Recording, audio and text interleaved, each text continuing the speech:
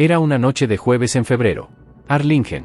Una madre cansada terminó de mover las últimas cajas a su nuevo apartamento. 12 hijos a su alrededor. Ruido por todas partes. Ese tipo de caos controlado que solo una madre de 12 puede manejar sin perder la cabeza. Su nombre era Melissa Lucio. Y en menos de 48 horas, toda su vida sería destruida. Melissa tenía 37 años. Nació en Lübeck, en una familia con muy poco dinero y aún menos estabilidad. Su padre murió cuando ella todavía era un bebé. Creció en el Valle del Río Grande, esa franja del sur de Texas que se encuentra justo en la frontera, donde se habla más español que inglés, donde las familias son unidas y donde la pobreza engulle a la gente en silencio. Había sobrevivido a cosas que habrían quebrado a la mayoría mucho antes de esa noche. Pero en ese momento, el 15 de febrero de 2007, solo era una madre intentando instalar a su familia en un nuevo hogar. La más pequeña, una niña de 2 años llamada Meraye, había sufrido una fuerte caída ese mismo día. La escalera del antiguo apartamento. Empinada. Implacable. Meraye rodó por las escaleras. Lloró. Melissa la tomó en brazos, la revisó, la consoló. La niña parecía estar bien. Golpeada, pero bien. Los niños se caen. Los niños se recuperan. Cualquier madre lo sabe. Melissa no tenía razón para creer que esa caída era el principio del fin. 2 días después, el 17 de febrero, Meraye no despertó. Melissa lo intentó. La movió con cuidado. La llamó por su nombre. El cuerpo de la niña estaba inerte. Pidió ayuda. Los paramédicos llegaron y llevaron a Meraye al hospital de urgencia. Los médicos hicieron todo lo posible. Pero el daño era demasiado grave. La niña de 2 años fue declarada muerta. La peor pesadilla de una madre acababa de hacerse realidad. Pero lo que ocurrió en las siguientes 2 horas fue, de alguna manera, peor. Mientras el cuerpo de Meraye aún estaba caliente, mientras Melissa seguía en shock, mientras ni siquiera había tenido un momento para procesar que su hija había muerto. La policía la llevó a una sala. Y no fueron para ofrecer consuelo. Fueron por una confesión. Rangers de Texas e investigadores locales se sentaron frente a una mujer en duelo, agotada, traumatizada. Una mujer sin abogado presente. Una mujer que había pasado toda su vida siendo obligada por hombres abusivos a guardar silencio, a obedecer, a no resistirse. Le gritaron. Se colocaron de pie sobre ella. Rechazaron cada respuesta que daba. Durante 5 horas, se negaron a aceptar cualquier cosa que no fueran las palabras que querían escuchar. Melissa les dijo la verdad una y otra vez. Meraye se cayó por las escaleras. No lastimé a mi hija. Nunca lastimaría a mi hija. Más de 100 veces, según los investigadores, lo negó. Pero ellos siguieron. Y finalmente, rota, aterrada, incapaz de resistir más, Melissa dijo algo que sería utilizado para acabar con su vida. No fue una confesión completa. No fue un relato detallado. Solo unas pocas palabras, arrancadas de una mujer que había sido condicionada toda su vida a rendirse ante los hombres en la habitación. Los investigadores lo llamaron confesión. El fiscal lo llamó prueba. Y el jurado les creyó. En 2008, un año después de la muerte de Meraye, Melissa Lucio fue declarada culpable de asesinato capital. Fue condenada a muerte por inyección letal. Se convirtió en la primera mujer latina sentenciada a muerte en el estado de Texas. Sus hijos perdieron a su hermana. Luego perdieron a su madre. Y Melissa Lucio fue enviada al corredor de la muerte, donde pasaría los siguientes 17 años insistiendo en que era inocente. La pregunta es, ¿lo era? Para entender lo que ocurrió con Melissa Lucio en esa sala de interrogatorio, primero hay que entender quién era antes de esa noche, porque los investigadores sabían exactamente con qué tipo de mujer estaban tratando, y utilizaron cada parte de su pasado en su contra. La infancia de Melissa no fue una infancia, fue supervivencia. Desde los 6 años, fue abusada sexualmente por un familiar. Ocurrió repetidamente. En silencio. Como suele ocurrir el abuso, en los espacios donde los adultos deberían proteger a los niños, pero no lo hacen. Nunca se lo contó a nadie. Aprendió desde muy temprano que hablar no ayudaba. Que guardar silencio era más seguro. Que los hombres en la habitación siempre ganaban. A los 16 años, se casó por primera vez. Su esposo era violento. Adicto a las drogas y al alcohol. Tuvo 5 hijos con él antes de que él abandonara a la familia por completo. Su siguiente relación no fue diferente. Más violencia, más silencio, más hijos nacidos en la inestabilidad. Para cuando Melissa tenía 37 años, sentada en esa sala de interrogatorio, había pasado 3 décadas siendo condicionada a hacer una sola cosa cuando una figura de poder la confrontaba. Someterse. Esto no es debilidad. Es lo que el trauma le hace a un ser humano. Los científicos tienen un nombre para esto. Los psicólogos lo han estudiado durante décadas. Cuando una persona sufre abuso repetido durante muchos años, especialmente desde la infancia, su sistema nervioso se reconfigura. Luchar se vuelve imposible. Huir se vuelve imposible. Solo queda paralizarse. Cumplir. Sobrevivir el momento. Los investigadores en esa sala o no sabían esto, o sí lo sabían. Y lo usaron de todos modos. Durante 5 horas, Melissa permaneció sentada en esa silla. Sin abogado. Sin apoyo. Sin nadie de su lado. Los Rangers de Texas utilizaron una técnica llamada minimización, decirle al sospechoso que lo ocurrido no era realmente su culpa. Que era comprensible. Que si simplemente lo admitía, todo sería más fácil. Sabemos que no querías hacerle daño, Melissa. Sabemos que estabas estresada. 12 hijos. Una mudanza. Es demasiado. Solo dinos qué pasó y todo esto se acabará. No le estaban ofreciendo una salida. Estaban construyendo una jaula a su alrededor, una frase aparentemente comprensiva a la vez.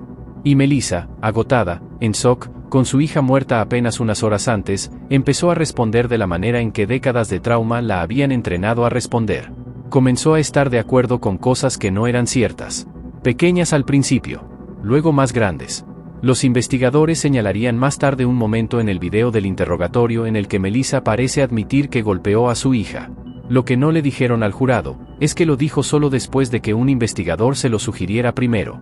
Lo que no le dijeron al jurado, es que negó haber lastimado a Meraye más de 100 veces antes de ese momento.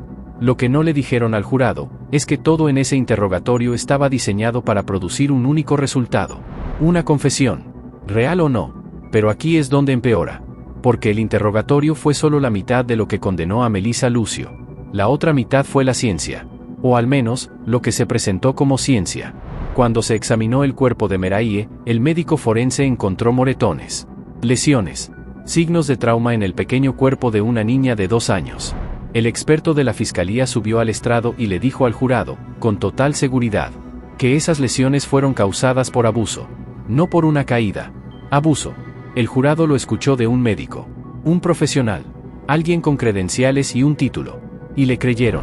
Lo que el jurado no sabía, lo que a los abogados defensores de Melissa se les impidió presentar, es que otros expertos médicos analizaron las mismas lesiones y llegaron a una conclusión completamente distinta. Las lesiones de Meraye eran totalmente consistentes con una caída por una escalera empinada. Los moretones dispersos, el trauma craneal, las lesiones internas. Todo, explicable por la caída que Melissa había descrito desde el primer momento. La caída que múltiples testigos, incluidos los propios hijos de Melissa, dijeron haber visto. Esa evidencia existía. La fiscalía la tenía. Y la ocultó. Examinaron pruebas que podrían haber salvado la vida de una madre, y las escondieron de la defensa, del jurado, del tribunal. Esto se llama una violación de Brady v. Elaschen, una de las formas más graves de mala conducta fiscal en el sistema legal estadounidense. Significa que el Estado rompió las reglas, rompió la ley, hizo trampa, pero nadie lo descubrió durante años. Así que en 2008, el jurado, escuchando solo lo que la fiscalía decidió mostrar, regresó con su veredicto. Culpable. Asesinato capital. Muerte. Melissa Lucio fue sacada esposada. Sus hijos vieron cómo se llevaban a su madre. Algunos de ellos aún eran demasiado pequeños para entender completamente lo que estaba ocurriendo. Otros eran lo suficientemente mayores como para entenderlo todo. Todos perdieron a 2 personas ese año. Primero a Meraye, luego a su madre. Y en algún lugar de un tribunal en Bronzeville, una mujer que había sobrevivido al abuso, la pobreza, la violencia y el dolor toda su vida. Ahora enfrentaba algo que no podía superar en silencio. Una aguja, una fecha, una muerte. Melissa fue trasladada a la unidad Mountain View en Gatesville. El corredor de la muerte. Un lugar donde el tiempo se mueve diferente. Donde cada día se siente como una cuenta regresiva que no puedes detener. Le asignaron un número. Le dieron una celda. Y le dijeron que esperara. Durante años, nadie fuera de esos muros prestó mucha atención. El caso estaba cerrado. El jurado ya había hablado. Y para el estado de Texas, Melissa Lucio era una asesina de niños esperando que se hiciera justicia. Pero hubo alguien que nunca dejó de decir lo contrario, la propia Melissa. En cada entrevista, en cada carta, en cada conversación a través del vidrio de la prisión con sus hijos, las mismas palabras. No maté a mi hija. Meraye se cayó por las escaleras. Soy inocente. Una y otra vez, durante años, frente a un sistema que no escuchaba. Hasta que, finalmente, alguien lo hizo. Durante 11 años, Melissa Lucio permaneció en el corredor de la muerte. 11 años de apelaciones que no llevaron a nada. 11 años de tribunales que miraban su caso y seguían adelante. 11 años de un sistema que ya había tomado una decisión y no tenía interés en cambiarla. Sus hijos crecieron visitándola a través de un vidrio. Las fiestas pasaban dentro de una prisión. Cumpleaños. Graduaciones. Los primeros pasos de nietos a los que nunca le permitieron sostener. Todo, observado desde detrás de un muro que el estado de Texas había decidido que ella merecía. Pero algo estaba ocurriendo fuera de esos muros. Lentamente. En silencio al principio. Luego, de golpe. En 2020, una cineasta francesa llamada Sabrina Van Tassel hizo algo simple. Vio la grabación del interrogatorio. La cinta completa. Cada minuto. Cada intercambio entre Melissa Lucio y los investigadores que la interrogaron la noche en que murió su hija. Y lo que vio la perturbó tanto que pasó años convirtiéndolo en una película. The State of Texas vs. Melissa. Se estrenó en el Tribeca Film Festival, uno de los festivales de cine más prestigiosos del mundo. El público vio a una madre en duelo siendo quebrada por investigadores. Vio más de 100 negaciones ignoradas. Vio a una mujer siendo lentamente empujada a decir palabras que no quería decir por personas que ya habían decidido que era culpable antes de hacer una sola pregunta. La película ganó mejor documental en el Raindance Film Festival. Y eso abrió algo. Personas que nunca habían oído hablar de Melissa Lucio empezaron a hablar de ella. Académicos del derecho, periodistas, activistas, gente común que vio la película en una laptop a medianoche y no pudo dormir después. El Innocence Project, la organización más respetada en Estados Unidos dedicada a condenas erróneas, tomó su caso oficialmente en enero de 2022. Su director describió lo ocurrido con Melissa como una completa precipitación al juzgar. Se lanzó una petición exigiendo clemencia. En pocas semanas, 200.000 personas la firmaron. 200.000 personas de todo el mundo diciendo lo mismo que Melissa llevaba más de una década diciendo sola: algo está mal aquí. Esta mujer no debería morir. Pero había un problema. Ya se había fijado una fecha. El 27 de abril de 2022. Ese era el día en que el estado de Texas había programado la ejecución de Melissa Lucio. Y se acercaba. En las semanas previas, la presión se volvió extraordinaria. Un grupo bipartidista de legisladores de Texas, republicanos y demócratas juntos, algo que casi nunca ocurre, visitó a Melissa en prisión y rezó con ella. Luego declararon públicamente que tenían serias dudas sobre su culpabilidad. El embajador de México en Estados Unidos envió una carta formal al gobernador de Texas solicitando clemencia. México se ha opuesto durante mucho tiempo a la pena de muerte, y la idea de que la primera mujer latina ejecutada en Texas pudiera ser inocente no era algo sobre lo que estaban dispuestos a guardar silencio. 5 miembros del jurado que originalmente condenaron a Melissa Lucio, personas que estuvieron en esa sala en 2008 y votaron para enviarla a la muerte, se presentaron con declaraciones firmadas. Dijeron que se habían equivocado. Que si hubieran sabido lo que ahora sabían, nunca habrían votado para condenarla. Detente un segundo en eso. Las personas que la sentenciaron a morir ahora estaban luchando para salvar su vida. Nuevos expertos médicos revisaron de forma independiente los expedientes de Meraye. Su conclusión fue devastadora para la versión de la fiscalía. Las lesiones de Meraye, las mismas que se usaron para convencer al jurado de que Melissa era una asesina, eran completamente consistentes con una caída por una escalera empinada. Los patrones de moretones, el trauma craneal, el daño interno, una caída explicaba todo. Además, el experto médico original de la fiscalía, el doctor que aseguró ante el jurado que esas lesiones eran producto de abuso. Sus conclusiones en casos similares ya habían sido cuestionadas por otros especialistas. Había estado equivocado antes. Y la evidencia sugería que también lo estaba en este caso. Luego llegó la revelación que lo cambió todo. Oculta dentro de los archivos de la fiscalía, documentos que la defensa de Melissa nunca pudo ver, había evidencia. Evidencia de que Meraye había sido observada caminando con dificultad en los días previos a su muerte. Evidencia consistente con una niña que se estaba recuperando de una caída grave. Evidencia que respaldaba exactamente lo que Melissa había dicho desde la noche en que su hija murió. La fiscalía tenía esa información. La había revisado. Y decidió que la defensa no necesitaba saberlo. Esto no fue un error. No fue un descuido. Fue una decisión. El término legal, Brady by Elaschen, suena limpio y técnico. Lo que realmente significa es esto. Personas cuyo trabajo era encontrar la verdad, eligieron ocultarla. Y una madre de 12 hijos pasó 14 años en el corredor de la muerte por esa decisión. 25 de abril de 2022. 2 días antes de que Melissa Lucio fuera ejecutada, el Texas Court of Criminal Appeals hizo un anuncio. Emitían una suspensión de la ejecución. La ejecución se detenía. Melissa Lucio no sería ejecutada el 27 de abril. El tribunal analizó las nuevas pruebas, los archivos ocultos, las reevaluaciones médicas, las declaraciones de los jurados, y concluyó que las dudas eran demasiado serias para ignorarlas. El caso fue devuelto a un tribunal inferior. Por primera vez en 14 años, Melissa Lucio tenía una razón para tener esperanza.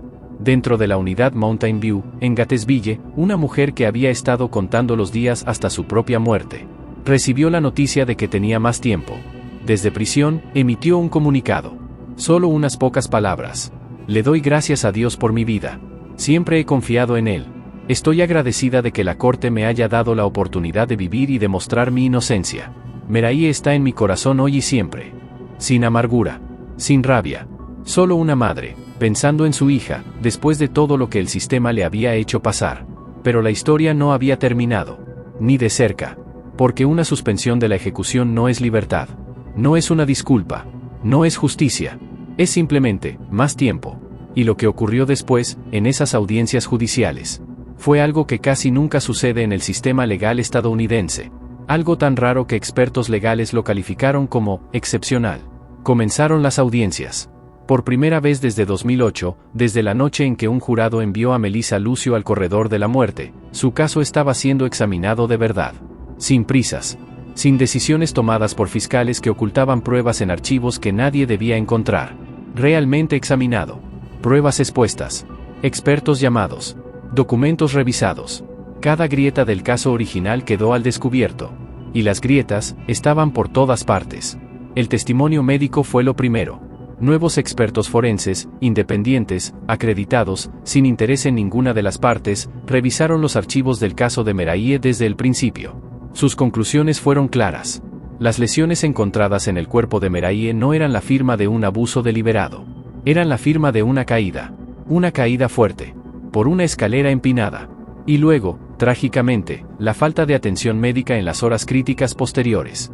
No porque su madre no se preocupara, sino porque no lo sabía. Porque Meraí parecía estar bien. Porque los niños se caen todos los días, se levantan, y sus madres los abrazan, los revisan y les creen cuando dejan de llorar. Melissa hizo lo que haría cualquier madre razonable. Y aún así, su hija murió. No por abuso. Por un accidente que se volvió fatal en silencio. Luego llegó la evidencia sobre el propio interrogatorio. Subió al estrado una neurocientífica, Lisa Feldman Barrett, distinguida profesora de psicología en Northeastern University.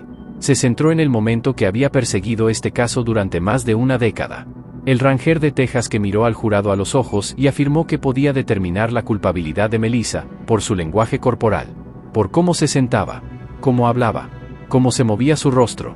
Lo presentó como algo claro, indiscutible. Las personas culpables se ven de cierta manera, dijo. Y Melissa se veía culpable. La respuesta de la doctora Barrett fue precisa y demoledora. No existe ninguna base científica para determinar la culpabilidad o inocencia de una persona a partir de sus expresiones faciales, su postura o sus movimientos corporales. Ninguna. Nunca ha existido. El ranger de Texas le dijo al jurado algo presentado como conocimiento experto, que en realidad no era conocimiento en absoluto. Era una opinión disfrazada de autoridad. Y ayudó a enviar a una mujer al corredor de la muerte. Luego vino la cuestión de la supuesta confesión. Psicólogos forenses explicaron que le ocurre a una persona como Melissa, alguien con una vida marcada por el trauma, el abuso y la sumisión aprendida, cuando es colocada en un entorno de interrogatorio de alta presión. El término es interrogatorio coercitivo, y sus efectos no son teóricos. Están documentados, estudiados, comprobados en cientos de casos dentro del sistema legal estadounidense. Cuando un sobreviviente de trauma es aislado, sobrecargado y sometido durante horas a presión psicológica por figuras de autoridad, su cerebro no funciona como el de una persona en condiciones normales. No lucha, no exige un abogado, cumple, dice lo que la situación exige que diga, no porque sea verdad, sino porque cada parte de su cuerpo le grita que obedecer es la única forma de sobrevivir ese momento. Melissa Lucio fue abusada sexualmente desde los 6 años. Sufrió violencia física en 2 relaciones durante décadas. Pasó toda su vida aprendiendo una sola lección: que los hombres en la habitación siempre ganan. Y la noche en que murió su hija, rota, agotada, en shock, Se sentó frente a una sala llena de hombres que ya habían decidido que era culpable. Su confesión nunca fue una confesión. Fue una respuesta al trauma. Y el estado de Texas lo llamó asesinato. En abril de 2024, ocurrió algo extraordinario. El juez Arturo Nelson, el mismo que presidió el juicio original de Melissa en 2008, firmó un documento reconociendo que la fiscalía había cometido una Brady by Elaschen, que se había ocultado ilegalmente evidencia favorable a la defensa, que los derechos constitucionales de Melissa Lucio habían sido violados. El hombre que una vez vio a un jurado condenarla a muerte, ahora estaba diciendo que el sistema le había fallado. Pero no se detuvo ahí. En octubre de 2024, tras revisar todas las reclamaciones restantes en el caso, el juez Nelson fue más lejos de lo que cualquiera esperaba, más lejos de lo que muchos expertos legales creían posible en esa etapa. Emitió sus conclusiones. Y en ese documento, un documento legal oficial presentado ante la Texas Court of Criminal Appeals, escribió dos palabras que Melissa había esperado durante 17 años ver escritas por alguien con el poder de hacerlo. Realmente inocente. Realmente inocente. Ella no mató a su hija. 17 años. 17 años de un sistema diciendo que era una asesina. 17 años en el corredor de la muerte. 17 años viendo crecer a sus hijos a través de un vidrio de prisión. 17 años diciendo, a quien quisiera escuchar, yo no hice esto. Y ahora, el juez original, el hombre que estaba al frente de esa sala en 2008, decía que ella tenía razón, que siempre la tuvo. Su hijo John y su esposa Michelle emitieron un comunicado. Esta es la mejor noticia que podríamos recibir. Rezamos para que nuestra madre esté pronto en casa. El proyecto Inocencia, que había luchado junto a Melissa durante años, calificó la decisión como histórica. Melissa Lucio vivió la peor pesadilla de cualquier padre cuando perdió a su hija tras un trágico accidente. Se convirtió en una pesadilla de la que no pudo despertar cuando fue enviada al corredor de la muerte por un crimen que nunca ocurrió. Después de 17 años en el corredor de la muerte, es hora de que la pesadilla termine. Melissa debería estar en casa ahora mismo con sus hijos y nietos. Pero aquí es donde esta historia se niega a ofrecer un final claro. Porque las conclusiones del juez Nelson, por poderosas que sean, no son un veredicto. No son una liberación. No son libertad. Según la ley de Texas, solo un tribunal puede anular realmente la condena de Melissa Lucio. La Corte de Apelaciones Penales de Texas. El mismo tribunal que concedió la suspensión de su ejecución en 2022. Recibieron las conclusiones del juez Nelson. Las están revisando. Y a día de hoy, Melissa Lucio sigue en el corredor de la muerte. Ha estado allí durante 17 años.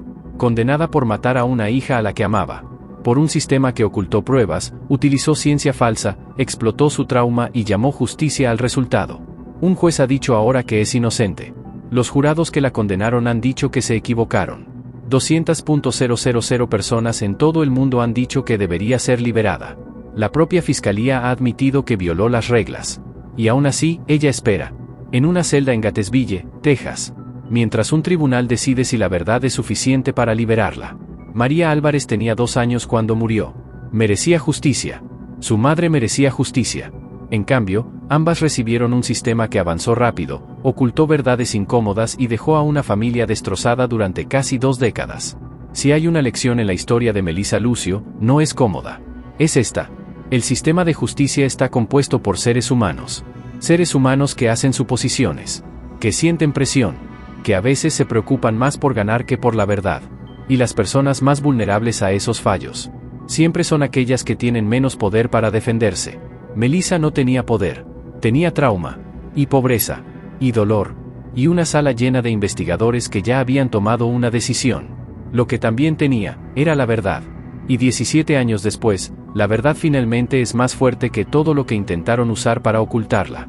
El caso de Melissa Lucio sigue abierto. La Corte de Apelaciones Penales de Texas aún no ha tomado una decisión final. Esta historia no ha terminado. Si quieres saber el momento en que llegue el veredicto, ya sabes qué hacer. Suscríbete al Lado Oscuro. Porque no solo contamos lo que pasó, contamos lo que todavía está pasando. Y lo que el sistema espera que nunca descubras.